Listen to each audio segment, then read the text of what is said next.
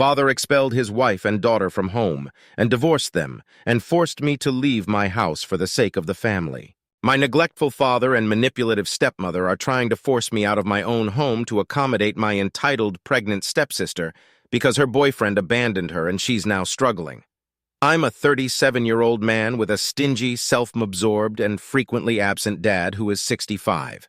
He recently discovered my income, and to my astonishment, he decided I should vacate my house under the guise of family obligations. Emily, my 27-year-old stepsister and daddy's little princess, has somehow ended up pregnant. With her ambitious career as an escort and OnlyFans model, she's having a hard time finding a place to live since her boyfriend left.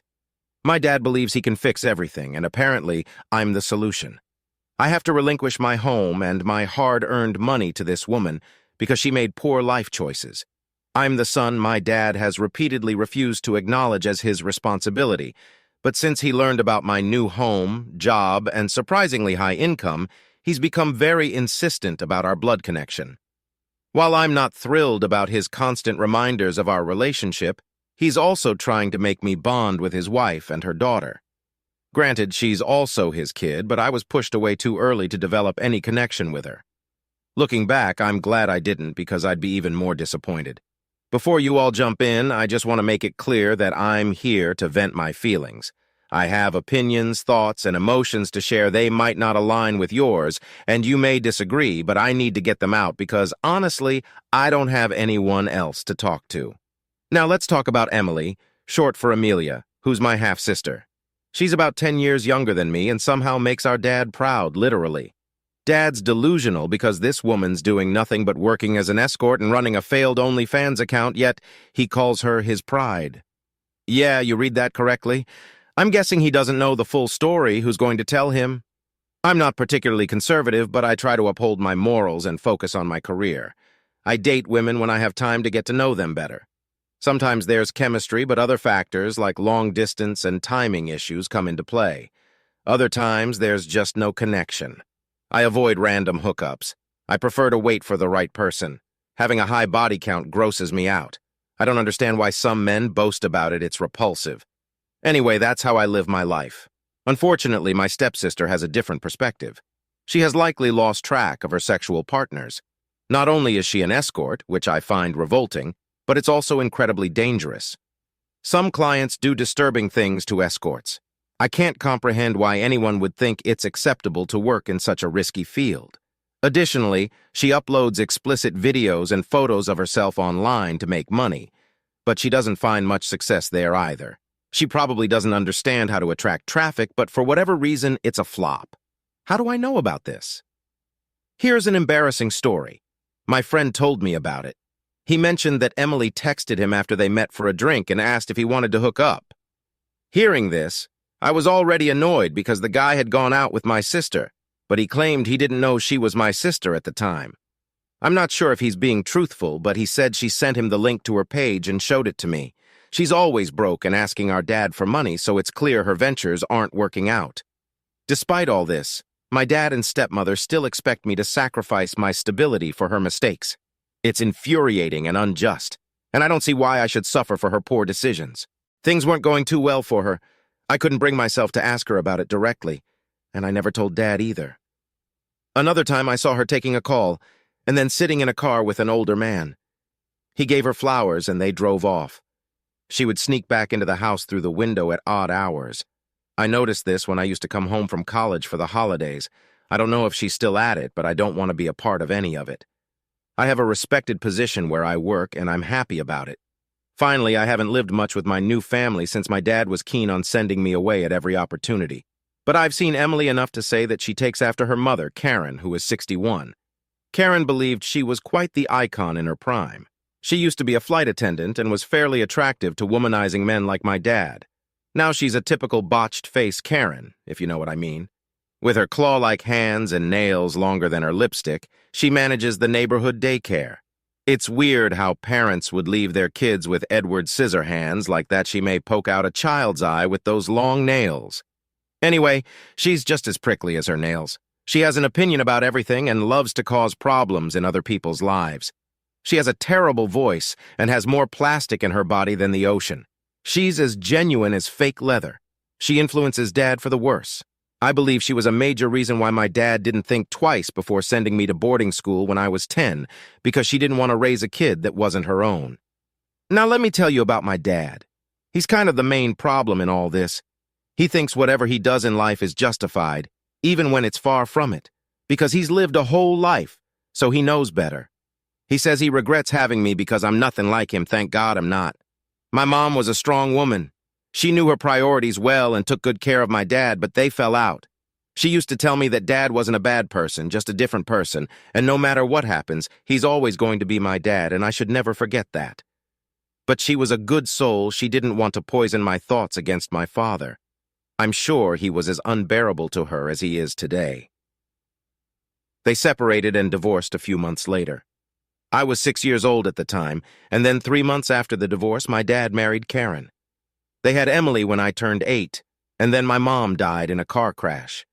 I can't forget it because she was on her way to pick me up from school. She had always been on time, but just once she was 15 minutes late. To me, it seemed like an hour, but it was 15 minutes. She got hit at an intersection by a drunk driver.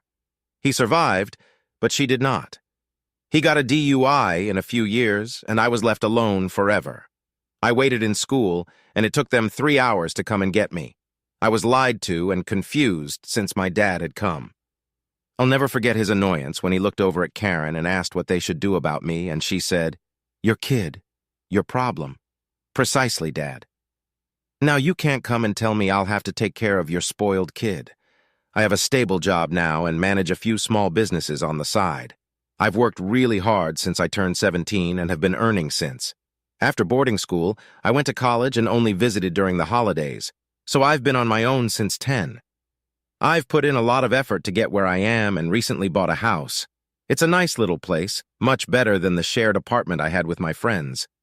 It was a life goal I finally achieved. Thought I'd never achieve. The thing is, I only just moved in last month. I may not like my family much, but basic decency required me to involve them in such a significant moment. So, I invited them to the housewarming too. My dad's reaction was pretty sad to watch. He looked envious, to be honest, and a little annoyed as he asked about the furniture, the architect, and the interior designer. I told him what I thought was good enough information, and he responded with taunts like, "I wouldn't know, you never bothered telling me," trying to gain attention and making our weak relationship obvious in front of friends and work colleagues, even my boss. A week passed, and I got a call from him while I was at work, managing a complex project. He said he wanted to meet since it was urgent, and I agreed. I went home and saw a very angry Karen and swollen red-eyed Emily giving me the side-eye from the living room. Dad was in the kitchen, taking bottles of beer from the fridge.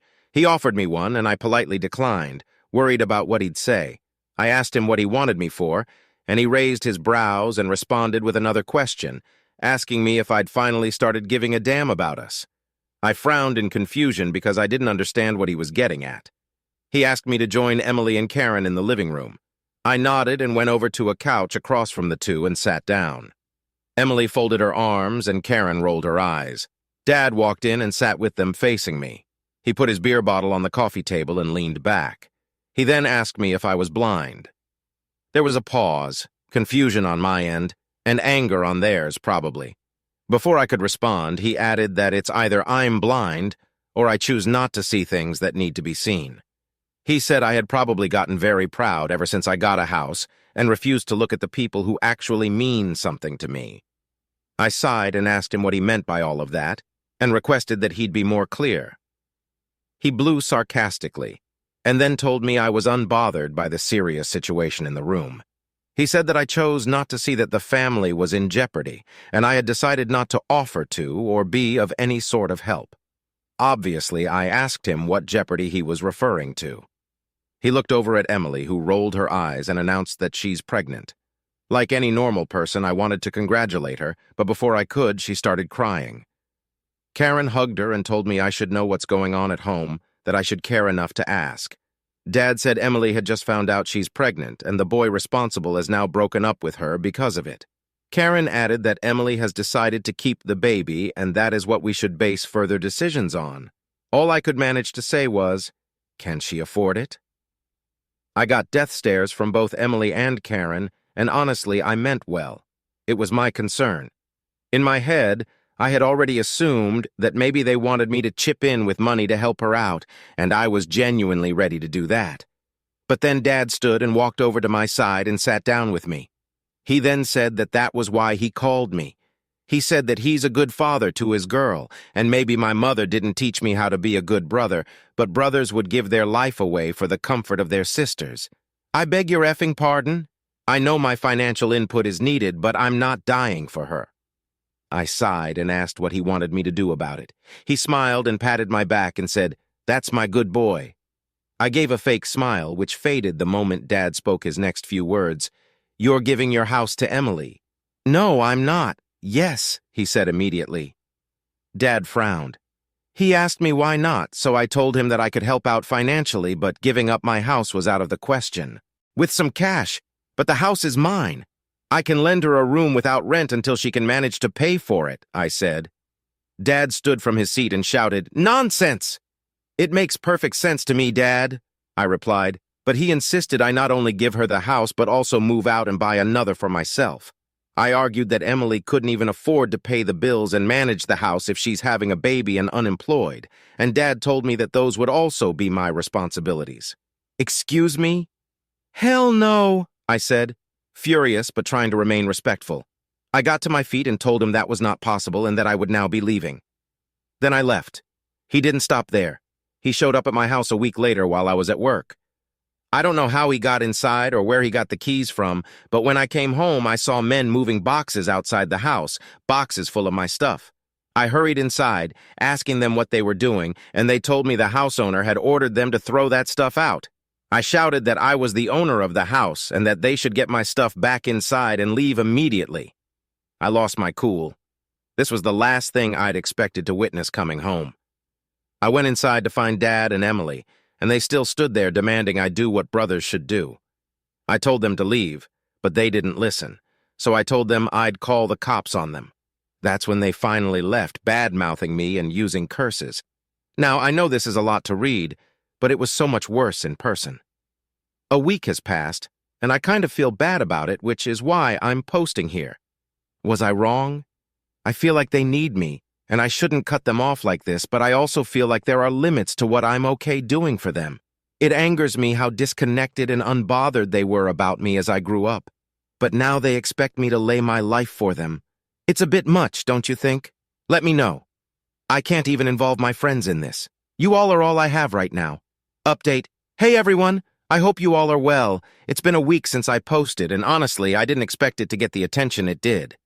I read the comments as they came, and some made me question a lot of things. Soon enough, I decided not to cut my family off entirely. This was because I received a call from Emily. She told me she wanted to meet me, and I accepted.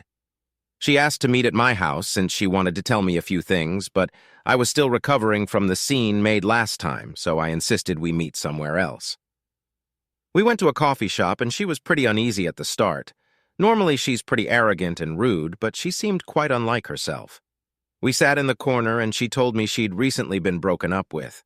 I responded, saying I had an idea since Dad said that the guy who got her pregnant had left her. She shook her head and said that that's what Dad thinks. I asked her what it really was, and she told me that Dad thinks her boyfriend left her because he has commitment issues.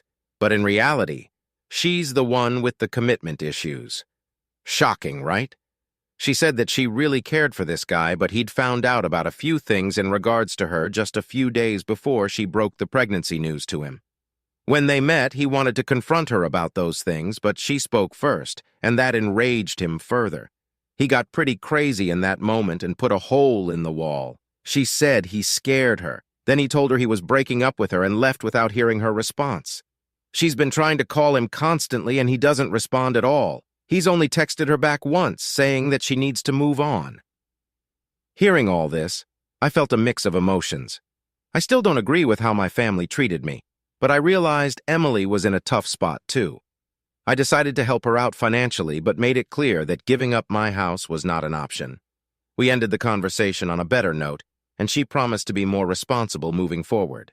Get rid of the kid first and let him know. Only then will he speak to her at all, but she has to get rid of the kid to get that chance. Now, I know Emily isn't a saint, but this guy, I don't like him at all. I only asked her what those things were that he'd found out, and she said it would be weird to tell a brother about it. I kind of understood that she was probably referring to the OnlyFans and escorting, so I shrugged and said it was okay if she didn't want to tell me. Before I could ask her what she'd wanted to meet me for, she drew in a deep breath and let it out. Then she told me that she'd been involved in shady things. I was worried as I didn't really want to hear confirmation of all my suspicions, but I did. She told me that she'd wanted to paint and become an artist, but Karen told her that it wouldn't fetch her a good life or money. Emily was told that she needed to find herself a man as soon as possible. Soon enough, she started gaining the attention of older men, which kind of grossed her out at first. When she told Karen about it, Karen said that was a good thing. It was indeed the older men who knew what to do with the money they had and who were making any money at all. Emily was only 19 at the time, and Karen told her college wouldn't or couldn't fetch her a good, comfortable life. Emily had youth, and there were many who would pay for that. Emily decided she wanted to become a model. She tried and went to many modeling agencies, but none seemed interested in her. Then she met a guy in his 40s who told her he could get her a gig. He took her to parties and bought her expensive clothes and jewelry for the events, and she was happy until she was told about her first gig. It turns out she was to sell her time to a man in exchange for a modeling gig. She thought it would just be dinner, but it was night, and she spent it. She did get a small modeling gig where she got to take photos for a small brand, but that was it. A few more men used her while she hoped for a gig in return, but she'd be told that they didn't select her. She then found out that the guy investing in her was actually selling her. He was profiting off of her. She thought it unwise to confront him because she was afraid he'd have her killed, so she told him that she didn't want to pursue modeling anymore and was okay with minimum wage jobs. Thankfully, he let her go without an issue.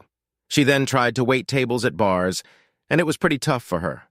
That's what hard-earned cash is, Emily. But anyway, she also said that Karen would humiliate her for choosing to do those small jobs. Karen would tell her women are the beauty of this world and should only be there to shine and smile like a showpiece. They need to be taken good care of, and so on. So Emily started going out with men only for dinner, but she charged for it. She said there were many loners out there who just wanted conversation. But that too ended up with stalkers and obsessive men who thought they were owed more than what they'd paid for. She decided that talking to men, making them feel connected to her, was more problematic than sleeping with them, so she started escorting. It worked fine until a friend told her about OnlyFans. She tried to get it going, but she wasn't really good at handling a camera and editing things. She wasn't social enough, and it required a lot of work, so that didn't work out either. Then she met her boyfriend, who was an ex-coworker. He worked as a barista, and they met again. She liked him a lot, but he was too clingy. He was a little possessive, too, and didn't trust her much. Granted, he had every reason to doubt her because she was, in fact, still on OnlyFans and an escort without his knowledge. She stopped escorting completely, and her boyfriend started taking care of her with the little money he made, and she was fine with it. Karen wasn't, though. But then she got pregnant, and her boyfriend found out everything. She said she has a few men on the list who could be potential fathers. They all chip in with money to support the kid and her. One of them had even proposed to her, but she knows all of them are doing it because they think they're the only one there is, which is ridiculous since they know she's an escort, but she doesn't outrightly tell them that. Each one pays her bills and would probably help with the kid. She said she decided to tell me all this because she couldn't tell Dad, and Dad thinks she's only been modeling here and there, making little money, and that she had one guy in her life who left her when he should have stayed. Karen knows most of it and suggests Emily marry the guy who proposed and let him think he's the father. But Emily doesn't know what to tell Dad. She also doesn't want to marry the guy because he's weird and old, and she doesn't want to let anyone believe a lie. I asked her what she wanted me to help with, and she said that some financial input would be fine, and she wants me to make up with Dad. She said that I should agree to what Dad's asking and then move out for some time, then I could come back when matters aren't as heated. How is that a solution? I respectfully declined her offer and told her I could only contribute some cash, but I wasn't okay with moving out of my own house. She then told me I was selfish for thinking like that she exposed her whole life to me, and I didn't have the least bit of decency to help her out. She said Dad was right about me, and I deserved to be sent to an orphanage and not taken in when I needed a place to live. She got up and stomped away. I think my response wasn't too extreme, but is it selfish? Really, what do you think of her side of the story? Does it justify her demands? Should I trust her? I feel like she was telling the truth, but does it mean I should do what she's asking for? Let me know, y'all. Update this thing's picking at my brain at this point. Another week has passed and a few things happened, so I thought I'd hit the keys and update y'all on it. Thanks for the support on my previous update, you guys. It's such a relief to have people support my thoughts for once. Anyway, so after I met Emily, I got a call from Dad. He wanted to meet me at the bar and settle a few things. Curious, I agreed and went to meet him. We sat at the counter, and he said that he knew how much I was earning. I asked him why it mattered, and he said he knew I could afford to buy another house in a few years. I shrugged and told him I already have a house, and this discussion should seriously be put to an end. He insisted that I didn't have a family yet, and it's harder for women to raise a child alone. That kid needs a safe space he can call home. So I reminded Dad that Emily has been living with them long enough, and nothing seemed to be a problem. A little baby won't hurt. I also asked him what she would do living alone in a whole house when she's pregnant. I said she needed to be surrounded by people so that she can be taken care of. That's when Dad shocked me once again. He said he and Karen would move in with Emily in my house. I couldn't believe my ears. Before I could react to that, the bartender let out a sarcastic chuckle. Dad took offense and asked him what was so funny. To him, Emily, he replied. He said she uses everyone and then throws them away. My dad asked him if he knew who he was talking about, and he nodded, saying he was her boyfriend. My eyes widened, so this was the guy. Dad balled his fists and spoke sternly to the guy, asking him why he thought it was okay to start a family he couldn't support. The guy held his hands up and told Dad that he wasn't responsible for the family in question and that he had no interest in raising a child that was not his own. Dad dared him to explain why he thought that. He smiled and told us that he'd had a vasectomy done 5 years ago because he didn't want any kids, but Emily still got pregnant. Also, he found her driving off with different men after lying to him about where she'd been going. Then he found out she had an OnlyFans account. He said he didn't want to believe any of it. But when Emily finally told him they were having a baby, that was the last straw for him. He couldn't have a kid, so it confirmed everything. He told Emily that she'd been cheating on him all along and he knew, and she spilled the beans. All I could do was watch Dad's face shift from anger to shock to disappointment while my ears were pinned to the guy's voice. He shrugged and told us he owed Emily nothing, rather. She owed him money, time, sincerity, and at the very least, love. He said he didn't know if Dad knew any of this, but he was sure no dad would be proud of a kid like that. Dad tightened his lips, got off the stool without a word, and walked away. Later that evening, he texted me, telling me he had to go pick Karen up from her yoga class. I don't know what went on after that, but I'm sure it was something because the very next day, I found Emily at my door crying. She told me I ruined everything. I pulled her inside to avoid a scene and calmed her down. I told her that I didn't tell Dad anything. It was her boyfriend who happened to be the bartender where Dad and I had gone. She then told me Dad told her to quit everything and stay at home. He said he was disgusted with her and never thought she'd resort to such practices. He told her to mend her ways and find a good man. He also pointed out that her chances to find good men were pretty slim now. I listened to her and hugged her. She said she was sorry for thinking it was me because Dad had just come home from meeting me when he confronted her. I forgave her, and then she went back home. While she was ranting and telling me about how pathetic she felt, she mentioned that Karen was pretty quiet when Dad was talking about good women and their loyalty, like she could say anything. Emily said one of the things she can't speak about. I asked her what she meant by that, and she said that Karen couldn't have an opinion since she is. I could only frown in confusion before Emily continued on with her crying as she narrated what else happened. Yoga, huh? Stuck with me? What do y'all think really happened? Is Emily going to be Dad's pride still? No one's contacted me since then. I'm going to see and let y'all know. I know y'all probably didn't expect me to get back to you so soon, but I couldn't help it. Update just 12 days after my last upload, and I'm here for the ones asking. Emily's ex's name is irrelevant, but we can call him Bob. Here's the new bit. So the day before yesterday, I went to meet Dad. I told him I decided on a few things. I said that I'd wanted to help raise Emily's kid, and I was ready to lend a room to her. I would be okay to pay for the diapers and stuff, but she needs to get a job as soon as she can. Dad told me that then there'd be no one with the baby, so I suggested she try freelancing or working from home. Dad wasn't his usual rude self this time. He took a pause and then sighed. He sat down on the couch and told me he thought I'd hated him. He was right, but I asked him why he thought that. He said it was because Mom hated him too. I quickly told him she never told me that she always said Dad loved me and cared about me. I told him that the only reason I was disappointed at all was how wrong my perception of Dad was. Mom told me all that, and then what I felt from Dad was total neglect and lack of care. He rubbed his eyes and told me he hated himself for a lot of things. He said he liked Mom, but they hadn't known one another long enough to decide if they were actually each other's type. He sighed and said that he got her pregnant and that's why he had to marry her. She was a good wife to him, but he never felt the spark between them. And then he met Karen. When he said that, I could feel my insides tingling. I couldn't move. I didn't know any of this. Dad told me that Karen sparked a flame in him he never knew he had. He was so happy with her, and before he knew it, he caught feelings. Before he could navigate his way through rights and wrongs, he got Karen pregnant too.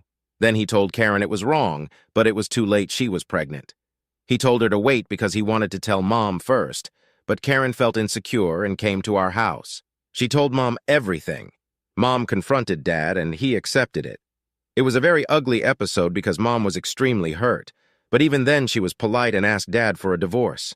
My parents divorced because Dad had an affair with my stepmom and got her pregnant. I don't know how worse this man could get. Dad took a pause and looked over at me. He said that he'd spent a nice year with Karen when Mom died and he had to bring me home. Karen hated everything about it. She was again insecure that Dad might prioritize me over their baby somehow because of guilt or whatever, so he sent me away to boarding school 3 years later. And then I never had to stay home long enough to cause Karen any discomfort. "Love makes you do stupid things," he said, and I wanted to punch this man in the face, but I controlled it. I turned around to see Karen standing in the doorway, water bottle in hand. She said she was just leaving for yoga class and put her bottle on the table, then went into the kitchen. I blinked, and before I could think straight, she was back and went through the door. I was numb, so I followed her out. I picked up her water bottle to return it to her. When I got out, she'd already gotten in her car and was driving off. I needed a drive to clear my mind, so I quietly sat in my car and drove, following her. She parked outside a yoga club and got out. She looked around herself and then started walking into an alley. She again looked around herself and got into another car. She hugged and kissed the driver, and they drove off. I could hardly blink. I clenched my jaw, parked my car, got out, and went inside the yoga club. I asked them about Karen checking in, and they denied giving me personal info. I said I was worried about her and insisted I be told if she was there. They told me they had no client with that name. I got back to my car and waited. I don't know what came over me, but when that other car rolled in, I started making a video. A man got out, opened her door for her, hugged her, kissed her, then slapped her butt as she joyously made her way to the parking lot. So much for yoga, Karen. Before she could get to the parking lot, I left. So my dad cheated on my mom, and now he's getting cheated on. Karma. Dad has called me a few times, but I didn't pick up. Going to see what happens because all I can think of is how ironic this whole situation is. Want to do now is go and ask Karen about it all. Should I update?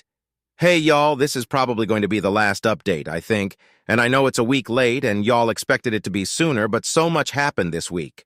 First, I actually managed to man up and go and confront Karen. I went when Dad wasn't home and was asleep. I asked her if she had a yoga class that day. She said she had it every day, even on Sundays. She was in the kitchen cooking pasta. I asked her who her yoga instructor was, and she took a random name. I asked her if that was a woman. She said no and laughed. "Why would I take a man?" she said. I told her it was funny that she had a female one when the club she went to didn't have any female instructors. She told me I was mistaken, but her voice was caught off guard and her hands weren't stirring the pasta sauce anymore. I told her I joined the club yesterday, and that's what they told me. She asked me how I knew where her club was. I told her I followed her the last time I'd visited. She dropped a spoon. I picked it up and she turned around. "What are you getting at?" she asked me. So I told her what I saw. She denied it as expected. I said I saw it with my own eyes. She shrugged and told me Dad would never believe me. I pulled out my phone, played the video, and told her he'd believe his own eyes at least. She stood in shock and was speechless for a minute. Then her expressions calmed down and she continued to cook pasta. She said it didn't matter anymore. She was already planning for a divorce anyway. My eyes widened. This woman was despicable. Granted, my dad deserved all of it, but man, she's a snake. She told me that the guy she goes to meet at the club is her lover of 5 years now. They rekindled their romance when it was safe to. She said they'd fallen in love long ago, but at that time he was married to another woman whose father had hired him in his company. A lot was at stake, but Karen and her lover decided that he'd choose to keep his marriage and settle his finances. Then he'd divorce his wife and get with Karen. But Karen got pregnant, so she was desperate to pin a guy down for support, as women should. That's how she decided to keep Dad. They were seeing each other off and on. But then Karen met her lover and got pregnant. So she chose Dad and told him he had to do something about it. She said he got cold feet, so she had to take it into her own hands, and that's when she spoke to Mom. Now her lover is a widower and owns a company. She's good to go. She said women need to do what they can and turned around with a smile, but her smile froze as she looked over my shoulder. Her smile was gone in the next moment. I turned around to find Dad in the doorway, fists balled and eyes red. He was shaking. Well, then Dad woke Emily up and brought her to the kitchen. He asked her who her father was. She looked over at Karen and shook her head. She told him she didn't care about blood because she always knew him to be her dad. He ran his fingers through his hair and paced the floor. Over the next 2 days, Karen and Emily were told to leave his house. The divorce is in process. Karen and Emily are staying at a shelter. Dad has asked me to find him a therapist, and he's apologized a lot since. I forgive him every time. As for Karen, her lover didn't take her in. He denies having any contact with her. I have the proof, and Karen has begged me for it. She's even asked me to think of Emily in her pregnancy. What can I say? Karen, your kid, your problem. What should I do? Delete the video or hand it over? I'll update in the comments sometime later. Thanks for being with me. Your suggestions and support mean a lot.